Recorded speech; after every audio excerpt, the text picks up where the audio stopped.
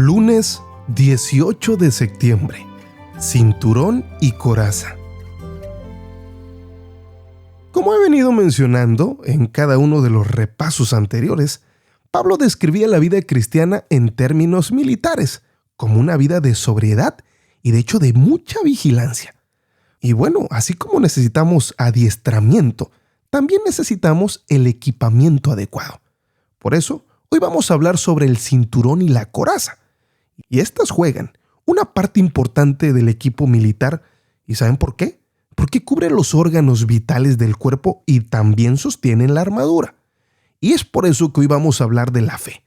Porque al hablar de esto, tenemos que decir que esta era una protección esencial contra las tentaciones del mal. Porque esto nos habla como una promesa. Y de hecho hace parte del gran plan de Dios. Por eso, hoy vamos a hablar que esta creencia inamovible en la palabra de Dios es lo que nos protege de las flechas de la tentación. Y también al hablar de un aspecto negativo en este asunto, tenemos que mencionar que la incredulidad en la vida de un creyente en cuanto a esto que estamos viviendo es realmente morir espiritualmente.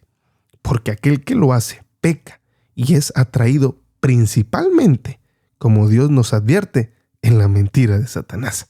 Bueno, ya hemos visto la importancia de ponernos la coraza de justicia, ¿cierto? Y esto nos sirve, como hemos mencionado, como una protección contra los intentos de Satanás de pervertir nuestros pensamientos y de nuestras emociones al mal. Pero de hecho, la Escritura habla de 3 tipos de justicia. Número 1, habla sobre la justicia propia. Habla sobre la justicia imputada.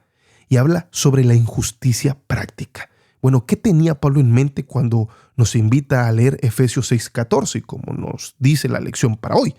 Bueno, Pablo nos estaba hablando de la justicia propia porque la coraza de justicia está diseñada para protegerte de ello precisamente. Y la justicia propia engaña a la persona en pensar quizás que puede agradar a Dios y puede alcanzar el cielo por sus propios méritos. Por eso Isaías dijo, todas nuestras buenas obras son como trapos de inmundicia. Porque lejos de llevarte al cielo, la justicia propia te condena al infierno eterno. ¿Por qué? Porque rechaza los méritos propios de la expiación de Cristo. Y al hablar del infierno estoy hablando de un sentido figurado a la luz de la Biblia. Por favor, eso es otro tema. Bueno, de forma similar, Pablo nos está hablando de la justicia imputada. Y es importante mencionar esto porque la justicia que Cristo nos otorga a cada creyente es en el aspecto del momento de la salvación. Y esto también es llamada justicia posicional, porque resulta ser parte de la posición que Cristo nos ofrece. Segunda de Corintios 5:21 dice que Dios hizo a Cristo pecado para que nosotros fuésemos hechos justicia de Dios en él. Por eso no debemos olvidar que todo creyente es vestido con la ropa de la justicia de Cristo. Y bueno, ¿esto qué quiere decir? Bueno, quiere decir que tú no te la pones, porque ya ha sido tuya gracias a Cristo. Solo nos queda, a través de la justicia práctica que fluye de la obediencia a la palabra de Dios, entender todos estos argumentos. Y es que necesitas entender que a los ojos de Dios ya eres justo en Cristo.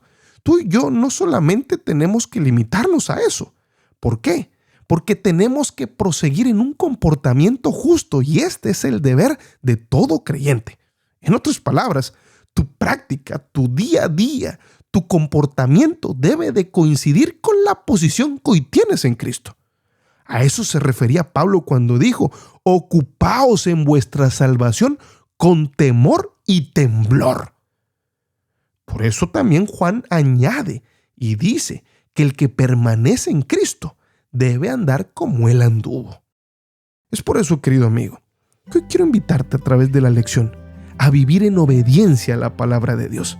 Y al hacerlo, estarás protegido por la coraza de justicia.